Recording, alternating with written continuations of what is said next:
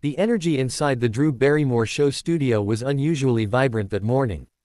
The audience chatted excitedly, the production crew rushed from one corner to another, and the bright lights cast their warm glow on the pastel-colored set. Drew Barrymore had been looking forward to this episode all week. Her guest, Valerie Bertinelli, was not only a beloved actress and cook, but also someone Drew genuinely admired. Backstage, Valerie was adjusting her microphone and taking careful sips of hot lemon water. On the surface, she seemed calm. But inside, there was tension. Valerie had been dealing with weeks of online drama, magazine rumors, and misquoted interviews. She was tired, emotionally drained, and not in the mood for anything that felt like probing. "Valerie, you're on in 60 seconds, a crew member reminded gently. She nodded, exhaled deeply, and walked toward the stage entrance. Music swelled, the audience erupted in applause, and Drew greeted her with open arms. "There she is, Valerie Bertinelli," Drew said with her signature bright smile. Valerie smiled back, though it didn't quite reach her eyes. They both sat down on the cream-colored couches, and the conversation began warmly, talking about Valerie's new cookbook, her recent travel adventures, and her love for gardening. But then, Drew shifted the topic. "So Valerie," she said carefully, "you've been very open lately about setting boundaries and walking away from toxic situations in your life. Some people online have interpreted things in their own way.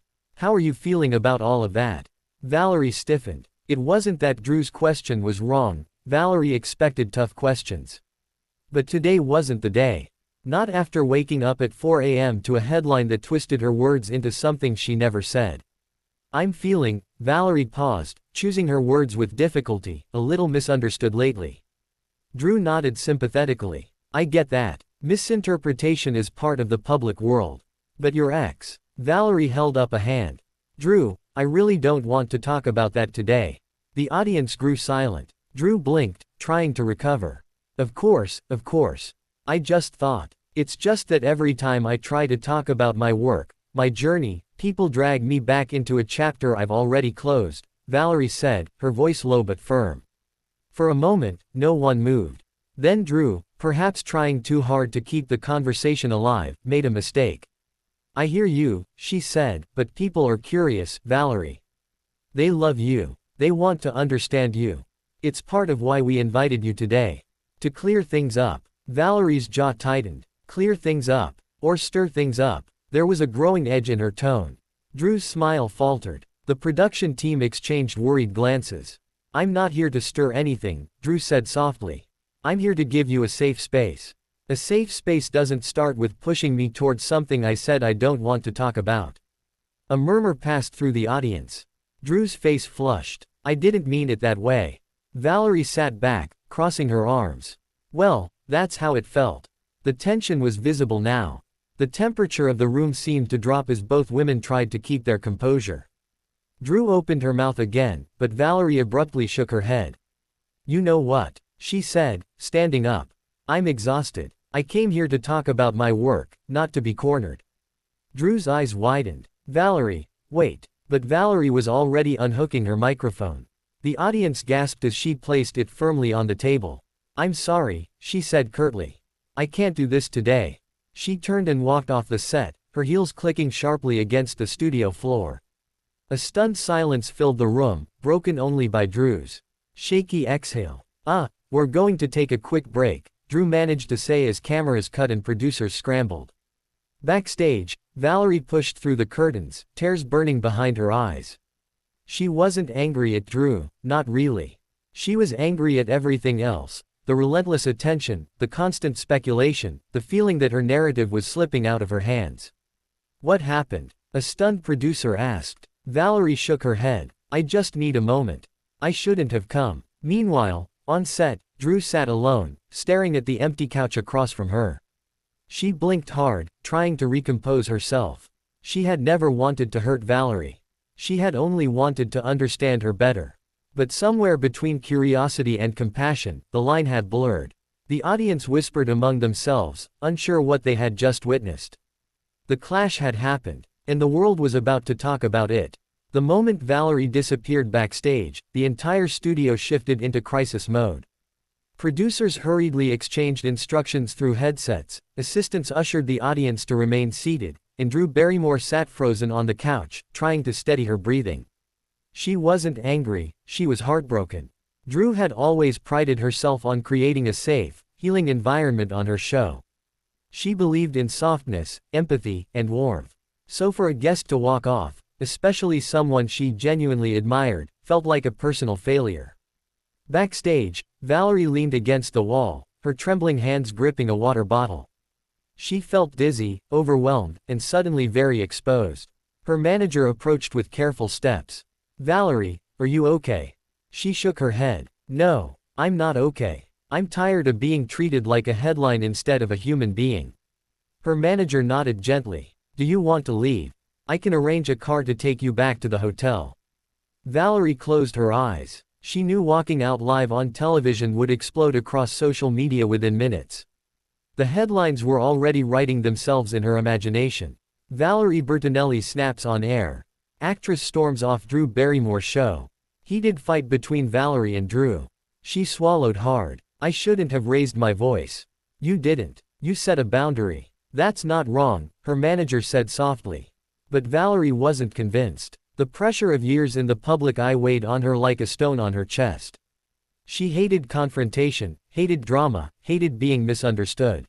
And yet, no matter how hard she tried to stay positive, something or someone always twisted the narrative. Meanwhile, in the control room, producers debated on what to do next. "We need to smooth this over," one producer said. "We also need to check on Valerie," another insisted. "Drew looks devastated. Someone talk to her." Within minutes, Drew was escorted backstage. She wasn't composed, she wasn't supposed to be. Her voice cracked as she spoke. "Where's Valerie?" "She's in the green room," a crew member said. Drew hesitated, then nodded. "I need to talk to her. Privately." She took a deep breath before walking toward the green room. Her heart hammered in her chest. She replayed the moment again and again. Had she pushed too hard? Had she ignored Valerie's signals? She never intended to. Drew tapped on the door. "Valerie, can I come in?" There was a long pause. Then Valerie's soft voice answered, "Yeah, okay." Drew entered, closing the door behind her. Valerie sat on the couch, her makeup smudged slightly, her expression tired but guarded. Drew spoke first. "I'm sorry." Valerie looked up, surprised by the raw sincerity in Drew's voice. "I didn't mean to push you," Drew continued, her voice trembling. "I wasn't trying to pry into something you didn't want to talk about. I thought I was giving you space to clarify things, not corner you." Valerie sighed. "I know you didn't mean harm." "I do. But I've been dealing with so much lately. Every interview turns into gossip. Every quote becomes a rumor. I'm exhausted, Drew." Drew stepped closer. "You didn't deserve any of that. And you definitely didn't deserve to feel uncomfortable on my show. That's the opposite of what I want." Valerie's eyes softened. "I wasn't angry at you, Drew. Just, everything." For a moment, the two women sat in silence, breathing, grounding themselves. Finally, Drew asked gently, "Do you want to come back on stage? We can talk about something lighter. Or we can end the segment completely. Whatever makes you feel safe." Valerie hesitated. "I don't want people thinking we fought." Drew let out a shaky laugh. "Well, walking off the set kind of gave that impression." Valerie winced. "I know. It just happened so fast." Drew reached out and lightly touched her hand. "We can fix it. Together. Only if you're comfortable." Valerie looked at her, searching her expression. There was no judgment in Drew's eyes. Only warmth, the same warmth Drew was known for. "Okay," Valerie whispered at last. "Let's go back." When they re-entered the studio, the audience straightened up, whispers falling into silence. Cameras rolled again. Drew sat beside Valerie, both women visibly calmer. Drew addressed the viewers with honesty. "We had a moment backstage," she said. "And moments happen. Sometimes life gets hard, emotions build up, and we need space. We took that space, and now we're back." Valerie nodded. "I appreciate Drew's kindness. I was feeling overwhelmed, and I reacted. I'm human." The audience applauded softly, relieved. Drew smiled. "We all are." The rest of the interview focused on Valerie's cookbook, her love of soulful cooking, and her journey toward healing. No drama, no tension, just two women supporting each other. Later, when the show wrapped, Valerie hugged Drew tightly. "Thank you for understanding," she murmured. Drew hugged her back. "Thank you for trusting me." And though the headlines still came, sensational, loud, dramatic, the truth was gentler. Two women had clashed, paused, breathed, and chosen compassion over conflict. And that was the real story.